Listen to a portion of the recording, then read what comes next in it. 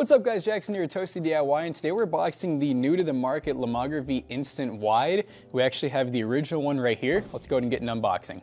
Alright, so this camera actually just came out. I think I bought it the day that it came out. Tyler was telling me a review dropped on it, and I said, I gotta do it. So this is basically the same camera, but it's the glass version. So the lens, instead of being plastic like this one here at $169, this one ends up being $279. So it does add about $100 to get a glass lens. And I will say the styling of this one, at least on paper, looks a lot better. My current camera is kind of like a tuxedo look. It's just all black with it's sort of like a black leather, but honestly you can kind of see where it's just a pretty much two-dimensional peel and stick.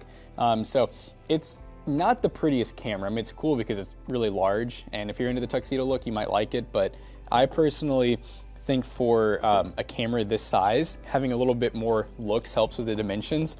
So the box itself looks pretty cool. We get the Lomography Instant Glass on the side, and you can actually see the camera as soon as you opened it up. So looks pretty sick. And we will be doing some comparisons because, of course, we got to see if it's really worth it. You know, is it worth spending an extra $100 to get the glass lens instead of the plastic one? All right, so you just cut the 4 pieces of tape, and then we're basically left with this shell. And then this one actually does come with some accessories. They didn't have any other bundles at the time, so sometimes you can buy the camera alone, but this one actually, let's see, we get the splitzer, which is really good for doing kind of creative shots. It's good for doing like long exposures and stuff as well. It looks like we also get the exact same lens cover. So this is really cool. It's a lens cap, but it also has an IR reader where you can put in a CR battery, which is like a button cell battery, and you can use it to actually take photos. So if you want to do like a little group photo. And then it looks like we get a couple other things. I'm not even, oh, these are actually basically color filters that you can put over top of the splitzer to get some really cool effects, which I've actually never personally used because I got the other bundle as well, but I personally just kind of like taking just more traditional photos. And then, oh, these are really cool. So this is basically the same size, and they're not actually Instax prints. They're just literally printed from an Instax photo. But I really love they do this with all their cameras. They tell you how they actually achieved specific photos, like this one here, which is like a really nice close-up. You know, they tell you what modes they actually use to get that, which I think is really smart of them, especially with a camera that isn't that simple to use. That's really the biggest thing I see a lot of people say about just lomography in general, is that they're not the easiest cameras to use, especially this one here, which as you can see has a rangefinder. So it even pops out of the front, so you can put different rangefinders in there, especially if you have like a wide angle lens. And since your actual shutter is in the middle, but your rangefinder is off to the right side, you do have to do some compensation. And I will say with this one, having the inside is like a silver versus this one, the inside is black, it's really hard to see the lines. They do give you guides to show you where you're actually going to be taking your photo. But on this camera, it's honestly almost easier just to point and shoot, like basically like a hip shot camera. So that you can actually kind of get an idea on what you're shooting. But once you take a good amount of photos on these cameras, it gets a lot easier. You start to kind of know where it's gonna go. And I will say, the camera body itself, it's still, honestly, it looks better this time, I think. So with this, it's kind of like a brown, it's almost like a brownish maroon looking leather. It looks a little cleaner. You can't really tell that it's just like a really thin two-dimensional veneer. It actually looks like it could be a somewhat thicker leather. I think settings-wise, I think we have the exact same settings in the back of the camera. Oh no, they actually added one more. So we have off, A, B for long exposure. We have a f/22 for aperture, which is really interesting, and then a 1/30th of a second shutter speed. And then we still get the +1, 0, -1 exposure. We still get the manual flash. You can turn it on and off. And then we have the MX, which is for double exposure. So you can actually have like an image on top of an image. It's pretty cool. And then on the front of the camera, it looks like the flash, the Lomography logo, the light sensor, all that's the same. But I gotta say, the lens is actually a lot different. So the lens is even larger now. The glass lens definitely sticks out a good amount longer. It's also wider. It's basically larger in every single way. And then it feels less plasticky. It still is pretty much an all plastic camera, but this ring almost feels like it could be aluminum. I'd have to double check on that, but it definitely is a lot colder than the rest of the camera and it has a metal feel to it. So yeah, it could be a aluminum ring, but then still plastic around a lot of the actual glass. But yeah, I gotta say, this looks really nice. The back itself still opens the same. You just pull down on this here and you get the massive area that takes the Instax Wide, which is going to be a box like this. These are Instax Minis to give you guys an idea on the size difference. I'll go ahead and actually open this up so you guys can see the inside here. So these are pretty much the exact size that the photos are. And as you can see, Instax Mini, Instax Wide, definitely almost double the size of the photo, or it may actually be double. But I really like the wides. It's kind of closer to like your standard 4x6 photo that a lot of people are used to being able to display in their home. The Instax Minis are really nice. They're really clear, but they're more of a wallet size photo or put on the side of your fridge. Not really great for actually displaying. So yeah, it's looking really good. Here we got our PO order.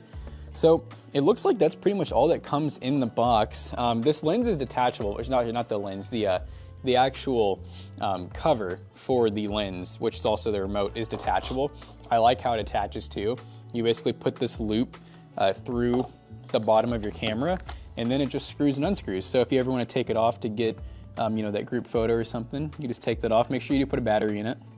Now, one thing that hasn't changed with this camera as well is it still does take 4 AA batteries. I have never replaced them on this camera, and I've had at least like 20 shots, 25 shots, maybe even closer to 30. And I never replaced the batteries, so they probably last for close to like 100 photos since there's no screen or anything. A count right here so you can actually see how many shots you've done, and it resets once it hits 10 because that's how many is on an Instax Wide roll. And then in here, this little peering glass shows a yellow line to show if you have a Instax inserted or not, which right now we don't, so we don't see anything. But we're gonna go ahead and get some batteries in this camera, and then later on, I think today, I'm gonna go ahead and actually test out both cameras side by side. I'll try to get some of the exact same shots because I'm really curious to see just how much better, or maybe even the exact same, the glass lens is. So let's go ahead and cut to that. So once again, this is a comparison video while also being a review of really both cameras at this point, since I haven't done this. And I decided what better way to do it than having them both on a tripod at the same height and pretty close to the same position. Probably gonna wanna just use like the infinite preset, which is on both of these. One thing I do really like about this, I know I commented earlier how it feels like it's more of an aluminum, and it also clicks. So this one's just kind of smooth throughout the range. And go. Okay, so the first shot was really interesting because the original definitely looks a lot sharper, but I do think that the glass, you can kind of see it almost had a little bit of shakiness to it.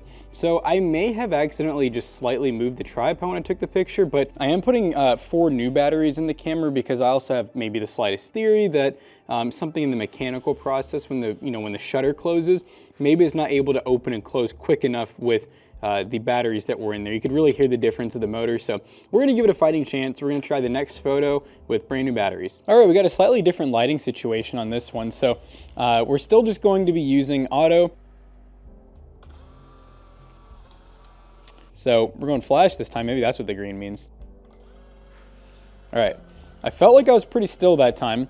Yeah, I definitely printed out the image a lot quicker. So we'll see if this one has different results than the first one. All right, so either the new batteries helped or the tripod was just a little more steady that time. But as you can see, the glass and original both are pretty darn sharp. Honestly, it's hard to say. Like, I want to say on the glass, the background definitely looks sharper, and that's not even using the f/22. That's just the standard f/8, which I believe both of the cameras are on, but the glass has the option to go to f/22. All right, so now we're gonna try a picture of this engine, which has a lot of shiny and dull parts on it, so I think this should look kind of cool. This time I have the glass kind of facing in so they can really see it, and then the original is just kind of straight on. All right, so flash off, flash off. So in typical Lomography fashion, neither one of these ones turned out great. This was trying the 1 to 2 meter, which is basically around 3 to 6 feet. And I think I was a little too close because you can kind of see the wood in the background is more in focus than the actual object I was trying to get in focus. You can really see it on the glass towards the back there. It is really in focus. And I will say on the original, nothing really looks like super in focus in the entire image. I mean, it's definitely a little more focused towards the back, but I think that's where you can start to kind of see up close. The glass having a little bit of a competitive edge, but we're gonna try a really close image now to see how that happens. So right now we're testing out the 0.6 meter, which I think is around like 1.5 to 2 feet.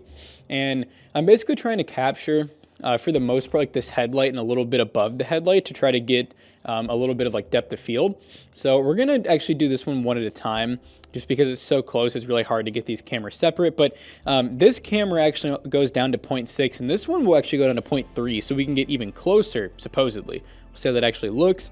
We're gonna turn our flash off because we got plenty of light here.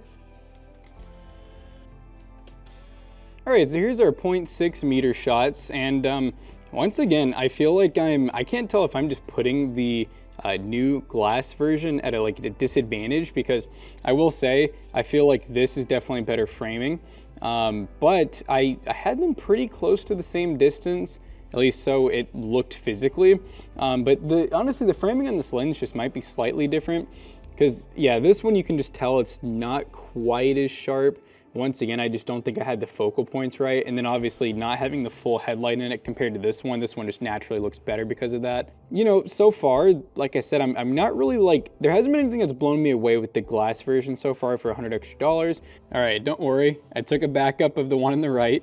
But yeah, this was trying out f/22 inside, and I didn't even think about how having that, high of an aperture would yield that low of lighting. Still though, actually kind of a cool image. It's probably a little hard to see with all the glare, but yeah, it's kind of cool how bright all the details are in the car. But here's what it looks like on the original. I'm gonna go ahead and replace the glass one. So I took another one, I just set to auto.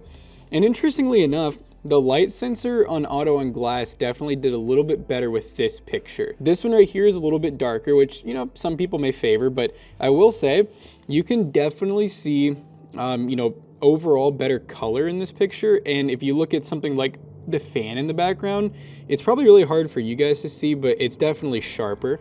All right, guys, so I think it's about time we wrap up the video. I kind of want to go over a couple more photos I took and then kind of give you guys my final thoughts on the new Lomography Instant Wide glass. So funny enough, I actually just sold my original Lomography Wide to one of the employees here, Zach, who wants to get into some instant photography. So it went to a good place. And in all honesty, I probably wouldn't buy this camera again over the original if I was in a tight budget or if I already had the original, which is my use case. I already had the original, didn't really have a budget, bought the glass thinking it was gonna be honestly a much different camera, but really the body of the camera itself is the exact same. You do get, one or two more features. I will say the lens itself is a lot nicer to use and it feels better, but in terms of the actual turnout of the photos, I didn't feel like it was drastically or really much different than the original Lomography Instant Wide. I actually took this one here a few minutes ago. This was on the 1 to 2 meter, and this one turned out really nice. I mean, it had really good sharpness. My camera is not really doing it justice, not focusing very well, but it had overall really good composition to it. It was very in focus. Pretty happy with it. It had some really nice, even some slight vignetting, really nice dark spots and everything. And then I took this picture yesterday, and I think this one turned out really good. This was using the f/22 mode, which I really wanted to actually try, and it was pretty sunny out, but it added a really nice amount of vignetting on the whole entire outside of the picture. It made the darks really dark, which is really cool. So I will say, f/22 mode, really cool. I think on the original, if I had set it to -1 exposure, I would have gotten kind of a similar result, except I don't think as much would be in focus because f8 in theory shouldn't have as much in focus. I will say it has some minor improvements over the original, but I don't think it's anything crazy. I wish the lens was smaller. I mean, it looks more fitting on the camera. I will give it that. It's such a big camera. I guess it deserves a big lens, but it is harder to fit in my bag now, so I kind of wish it was the same size if that was possible. But But hey, the styling is awesome, and the pictures are still amazing that it comes out with. I just personally don't think it was a major improvement over the original for $100 extra. So hopefully you guys, agree or disagree. Either way is totally cool, but if you guys went either way with it, give us a thumbs up. Make sure you check out our other 2 YouTube channels, and we'll see you guys in the next one. Peace out.